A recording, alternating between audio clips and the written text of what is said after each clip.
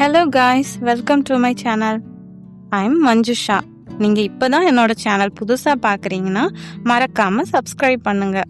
இந்த வீடியோவில் கிச்சன் டிப்ஸோட நெய் காய்ச்சுற வீடியோவும் ஆட் பண்ணியிருக்கேன். முழுசாக பாருங்கள், எல்லாருக்கும் யூஸ்ஃபுல்லாக இருக்கும்னு நம்புகிறேன்.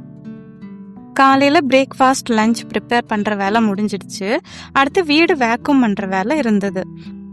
குழந்தைங்க இருக்கிற வீடு அடிக்கடி அழுக்காகும். அதனால தினமும் வீடு மாப் பண்ற மாதிரி இருக்கு.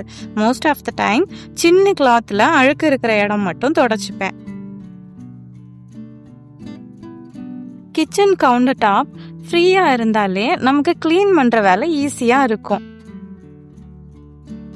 இதுவும் ஈர துணியில தான் துடைப்பேன். வாரத்துக்கு ஒரு தடவை மட்டும் சோப் போட்டு கிளீன் பண்ணுவேன். இது 1 மந்தா எடுத்து வச்ச பாலாடை. நெய் காய்ச்சறதுக்கு நாள் நைட்டு தயிர் ஊற்றி வச்சுப்பேன். மிக்சியில் தான் வெண்ணெய் ரெடி பண்ண போகிறேன். நிறைய பாலாடை இருக்கிறதுனால 4-5 பேட்சஸாக ரெடி பண்ணுற மாதிரி இருக்கும்.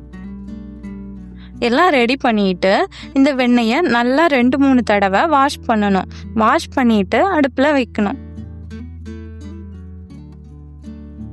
குக்கிங்காக கொஞ்சம் வெண்ணெயை தனியாக வாஷ் பண்ணி ஃப்ரீசரில் வச்சுப்பேன். இது ப்ரௌனி, கிரேவி இந்த மாதிரி இதுக்கு யூஸ் பண்ணிக்கலாம். நெய் ரெடியாக ஒரு 30 மினிட்ஸ் ஆகும். அதனால இந்த வெண்ணெய் பொங்கி வந்தப்புறம் மீடியம் ஃப்ளேமில் வச்சுட்டு நம்ம வேறு வேலை இருந்துச்சுன்னா பார்க்கலாம். கிச்சன், பாத்ரூம் இது 2 இடம் தான் அதிகமாக தண்ணி யூஸ் பண்ணுற இடம். அதனால இங்கே அதிகமாக ஃபங்கஸ், பாக்டீரியா ஃபார்ம் ஆகிற வாய்ப்பு இருக்குது. 2 நாள் மெயின்டைன் பண்ணலான்னா கூட அழுக்காகிடும், இல்லைன்னா உப்பு கரை படிஞ்ச மாதிரி ஆகிடும்.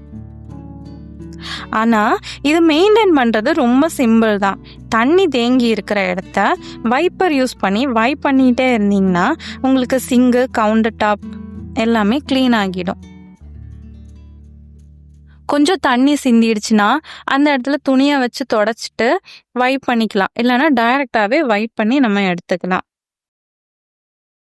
சிங்கு, கவுண்டர் டாப் மட்டும் வைப் பண்ணாமல் அந்த சிங்கை சுற்றி இருக்கிற டைல் ஏரியாவும் கொஞ்சம் தண்ணி தெரிச்சிருந்தா கூட நம்ம அதை வைப் பண்ணி எடுத்தோம்னா அந்த இடமும் நீட்டாக இருக்கும். இல்லைன்னா கொஞ்சம் கொஞ்சமாக தண்ணி தேங்கி அந்த இடம் உப்பு கரை படிஞ்ச மாதிரி இருக்கும்.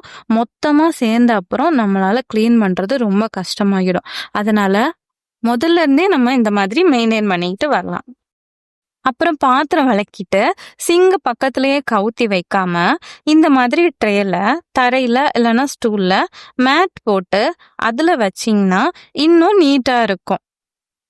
சிங்கு பக்கத்துலேயே மேட் போட்டால் டேப் அடிக்கடி யூஸ் பண்ணுறதுனால அந்த தண்ணி சேர்ந்து மேட் ஊறி போய் அதுலேயே ஃபங்கஸ் வர வாய்ப்பு இருக்குது. இல்லைன்னா மேட் அடிக்கடி மாத்துற மாதிரி இருக்குது. இந்த மாதிரி மேட் போட்டோன்னா கொஞ்ச நேரத்துலேயே அந்த மேட் காஞ்சிடும், ஃபங்கஸ் எதுவும் ஃபார்ம் ஆகாது. நம்ம 2-3 நாளுக்கு ஒருக்கா இந்த மேட்டை மாற்றணும்னா மாற்றிக்கலாம். இந்த டிப்பையும் ஃபாலோ பண்ணி பாருங்க, கண்டிப்பாக உங்களுக்கு யூஸ்ஃபுல்லாக இருக்கும். எல்லா வீட்லேயும் காலையில் ஆஃபீஸ் போகிறதுனால காலையிலேயே நமக்கு குக்கிங் வேலை முடிஞ்சிடும். சமையல் பண்ண பாத்திரத்தில் மிச்சம் இருக்கிற சாப்பாடை அப்படியே வைக்காம அதை சின்ன பவுல் இல்லை சின்ன கேஸ் இல்லை இண்டக்ஷனில் சுடு பண்ண மாதிரி பாத்திரத்தில் ஊற்றி வச்சிட்டோம்னா இன்னும் நமக்கு கிச்சன் நீட்டாக இருக்கும்.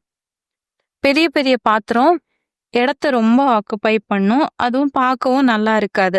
அதனால இந்த மாதிரி பவுலில் மாற்றி வச்சுட்டு காலையில் மற்ற பாத்திரங்களோட சேர்த்து இதையும் விளக்கிட்டோம்னா அடுத்து செகண்ட் டைம் நமக்கு விளக்குறதுக்கு கொஞ்சம் ஈஸியாக இருக்கும். கிச்சனும் எப்பவும் நீட்டாகவே இருக்கும். இந்த டிப்ஸ்லாம் உங்களுக்கு யூஸ்ஃபுல்லாக இருக்கும்னு நினைக்கிறேன். நீங்கள் உங்கள் வீட்டில் என்னென்ன யூனிக்கான டிப்ஸை ஃபாலோ பண்ணுறீங்க, அது உங்களுக்கு எவ்வளோ யூஸ்ஃபுல்லாக இருக்குன்னு கமெண்டில் சொல்லுங்கள். அவ்வளோதான் ஃப்ரெண்ட்ஸ், இந்த வீடியோ இதோட முடியுது. இந்த வீடியோ பிடிச்சிருந்ததுன்னா லைக் பண்ணுங்கள், மறக்காமல் சப்ஸ்கிரைப் பண்ணுங்கள். தேங்க்யூ.